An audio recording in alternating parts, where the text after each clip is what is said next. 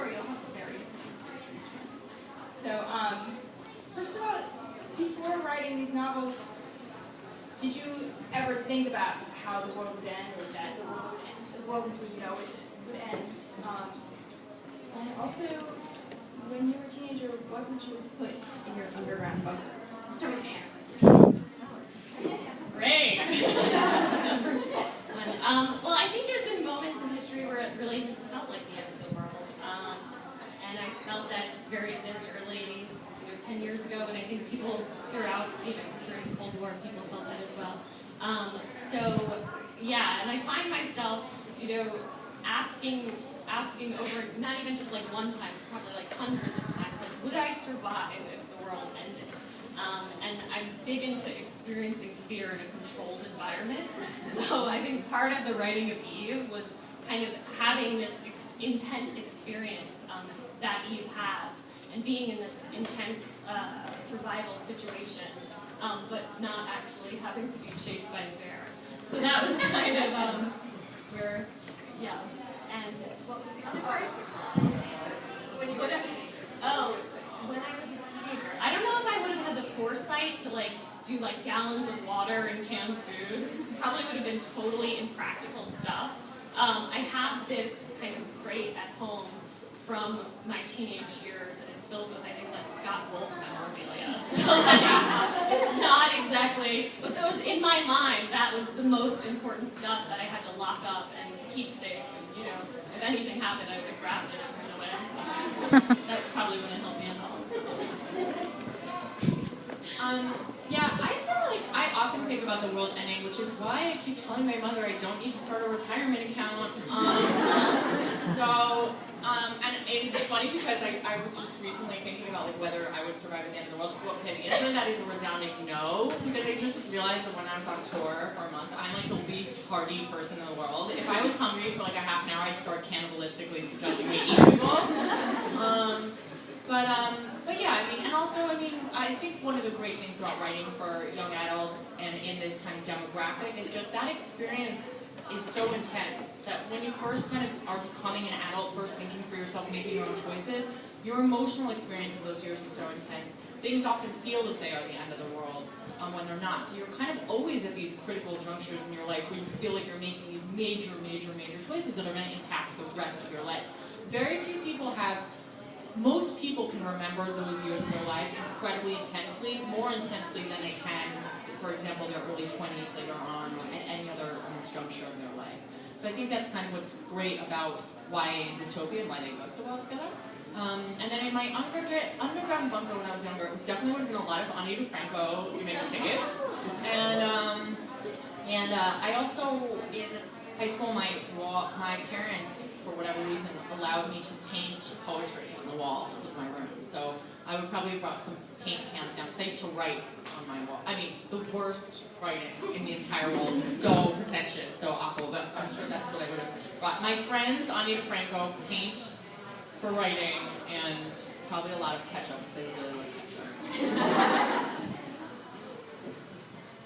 I basically talk about this book at every stop, because somehow it comes up in this a totally different capacity, but I never thought about the world ending until I read The Giver. And it really, I was in 7th grade, and I used the sentence every time. I feel like somebody's up this, the same thing every time. But it really just blew my mind. It really prompted me to start asking some serious questions about the world and what happened to it. And it was the catalyst for so much of how I saw things in the next years of my life.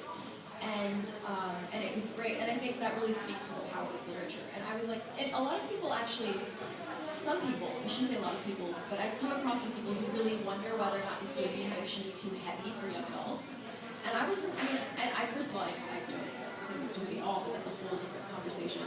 But the fact that I was in 7th grade and I was oh my God, it really hit me on some really deep level. It really resonated with me. And prompted me to just really start looking at things differently. So I think we definitely have the capacity for such profound understanding as young people. And so I've never really considered it, to go back to that, I've never really considered what would happen to the world or whether or not I could survive it. But as far as my many, many, many years ago. It was in the second grade. And my mom is really proud of this. She always brings it up because she remembers it very well. And I had to like answer a question like this about like, if I was going to be shipped off into space, it was an English assignment. Like, what would I take with me? Like, the one thing. And the one thing I chose was like my mom's pillow. Because I was like, I want to like smell it or something. And so that's like really cheesy. But I can't think of like what I would do. It would be very impractical. It would be like Fritos and like a lot of Skittles or something. Well, I agree with everything that's been said, so I'm going to try to cover something a little different.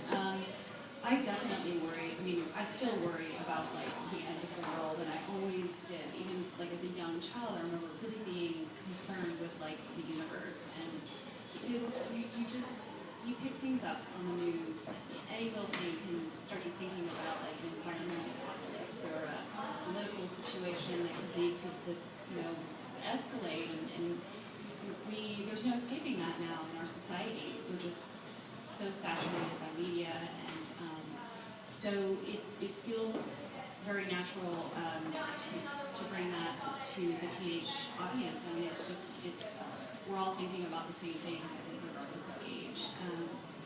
And I also wanted to say, like, I think a lot of these stories are perceived as being like really dark, but I actually find so many of them so hopeful, because it's not necessarily about the end. Yes, it's about the end, but it's about like a new beginning. It's about learning something and hopefully starting anew, with having taken those lessons forward. So I always try to say that, like, and I'm like, oh, that sounds so hard. And it's like, well, yes, but it's the darkness that you kind of go through to get to a lighter spot, to get to knowledge and wisdom and making inner peace and better things. So, and then as far as what I would take from, we were talking earlier about middle school dystopia.